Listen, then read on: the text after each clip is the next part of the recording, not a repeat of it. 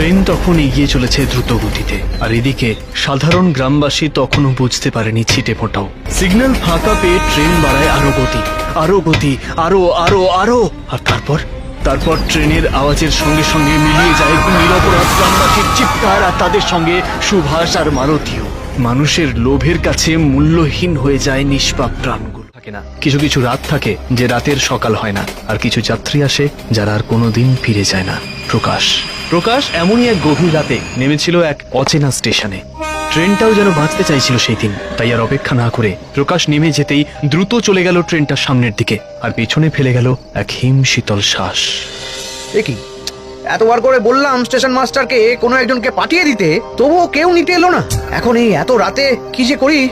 ও বাবা, টাওয়ারও তো নেই দেখছি। কাউকে খুঁজছেন নাকি বাবু? হ্যাঁ, কে কে আপনি? আমি এই স্টেশনের মতোই নেই, তবু আছি। আপনি এলেন তাই আমি জেগে উঠলাম।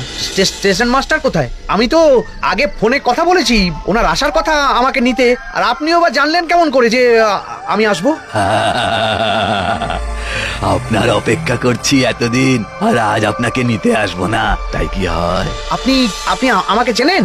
আমি আসলে হ্যাঁ জানি, প্রকাশ শর্মা, রেলের কন্ট্রাক্টর। আপনি সিগন্যালের কাজ করে গেছেন আমাদের এই গ্রামে।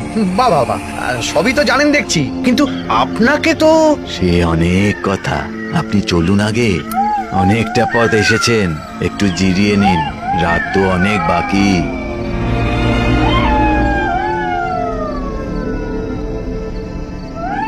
প্রকাশকে পথ দেখিয়ে আস্তে আস্তে এগিয়ে চললেন সেই অজানা ব্যক্তি, গভীর রাতের নাম না জানা রাস্তা ধরে। প্রকাশ জানে না যে এই রাস্তার শেষ কোথায়, এই অজানা ব্যক্তি বা কে তা এখনো বুঝে উঠতে পারেনি প্রকাশ। ও তখন জানতেও পারেনি যে সামনের এই পথ দেখিয়ে চলা অজানা ব্যক্তির সঙ্গে ওর জীবন মরণের সম্পর্ক জুড়ে আছে। ওরা পথ হাঁটতে হাঁটতে বরং শুনে নিন সেই হাড় হিম করা ভয়ঙ্কর দিনের গল্পটা। বেশ কয়েক মাস আগের ঘটনা। প্রকাশ তখন সিগন্যাল লাগানোর কাজ করছে এই গ্রামের রেল লাইনে, কিন্তু দুটো সিগন্যাল তো লাগানোই হলো না বাবু। আরে সুভাষ, এই স্টেশনে ট্রেন চড়ার মতো লোক আছে কটা? সব গরিব চাষাভুষো, তারা আবার ট্রেন চড়বে কি? হ্যাঁ, সারাদিনে থামে তো একটা দুটো মাত্র ট্রেন। আমিও যে কবে ট্রান্সফার পাবো এই ধারে গোবিন্দপুর থেকে কে জানে। তুই চিন্তা করিস না সুভাষ, মাঝে দুটো সিগন্যাল না থাকলে কারোর কিচ্ছু যাবে আসবে না, কেউ কিছু বুঝতেই পারবে না। কিন্তু বাবু, ওই গ্রামের গরিব মানুষ তো কাজ করছে রাতের বেলায় ওই রেল লাইনে, সিগন্যাল না পেয়ে যদি। আহা, কিছু হবে না রে মালতী, কিচ্ছু হবে না। তোরা উপর মহলে শুধু মুখ খুলিস না, তাহলেই হবে। নে, এটা রাখ, দুটো সিগন্যাল বিক্রির ভাগের টাকা। না বাবু, আমি নিতে পারবো না। আরে রাখ, নতুন বিয়ে করেছিস তোরা, হাতে একটু কাঁচা টাকা এলে মন্দ কি? বাবু এই কথা বলবেন না বাবু, গ্রামের লোকজন আমাদের পরিবারের মতনই তো, ওদের কিছু একটা হয়ে গেলে পারে। এই Subhash, group D labour group ডির মতন থাকবি। বাবু যেটা দিচ্ছে সেটা নে, নইলে চাকরি তো যাবেই। আর মালতীকে না বাবু দুটো পায়ে পড়ি আপনারা মালতীকে কিছু করবেন না। আপনারা যা খুশি করুন, শুধু ওই পাপের টাকায় আমাকে হাত দিতে বলবেন না, ব্যাস। প্রতিবাদ করার চেষ্টা করেছিল ওরা, কিন্তু চাকরি আর মালতী সুরক্ষার ভয়ে শেষমেশ মেনে নিতে বাধ্য হয় সুভাষ। ওদেরকে বুঝিয়েছিল যে গ্রামবাসীর কিচ্ছু হবে না, কিন্তু প্রকাশ আর স্টেশন মাস্টার কি জানতো যে পরের দিনই ট্রেন তখন এগিয়ে চলেছে দ্রুত গতিতে, আর এদিকে সাধারণ গ্রামবাসী তখনও বুঝতে পারেনি ছিটে ফোটাও। সিগন্যাল ফাঁকা পেয়ে ট্রেন বাড়ায় আরো গতি, আরো গতি, আরো আরো আরো। আর তারপর ট্রেনের আওয়াজের সঙ্গে সঙ্গে মিলিয়ে যায় নিরপরাধ গ্রামবাসীর চিৎকার, আর তাদের সঙ্গে সুভাষ আর মালতীও। মানুষের লোভের কাছে মূল্যহীন হয়ে যায় নিষ্পাপ প্রাণগুলো। খবর পেয়ে তখনই ওখানে ছুটে আসে প্রকাশ আর স্টেশন মাস্টার। হায় হায় হায়, এ কি হলো? এ কি করে ফেললাম আমরা? আরে এখন এসব বলে কোনো লাভ নেই, বরং তাড়াতাড়ি এসো, হাত লাগাও। খবর ছড়িয়ে পড়ার আগে এই ডেড বডিগুলোর একটা ব্যবস্থা করতে হবে, এসো। আর সময় নষ্ট না করে পাপের হাতে আরো রক্ত মাখে দুজন, আরো পাপ যোগ হয় ওদের দুই রক্তাক্ত হাতে।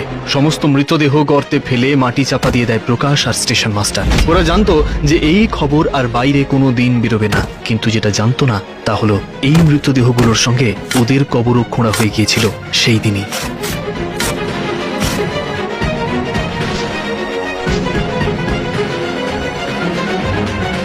প্রকাশ বাবু, আমি আপনার অপেক্ষায় থাকবো।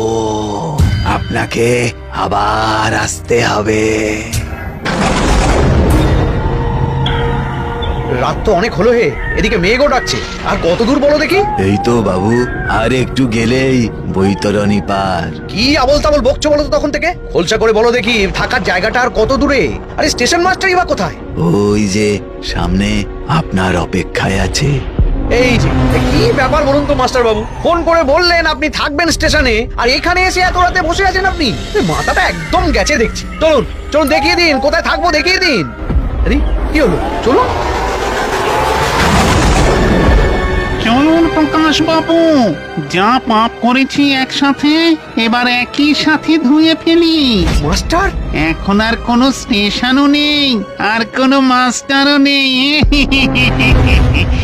আর কেন সময় নষ্ট প্রকাশ বাবু, এবার চলুন শুয়ে পড়ি। না না না, আমি আমি কোথাও যাব না, আমি কোথাও যাব না। যা পাপ করেছি আমাকে যে যেতেই হবে প্রকাশ বাবু, নইলে যে ওরা ছাড়বে না। আর আপনাকেও ছাড়বে না প্রকাশ বাবু, আপনাকেও ছাড়বে না। চলে আসুন প্রকাশ বাবু, সময় হয়ে গেছে আমাদের, সময় হয়ে গেছে।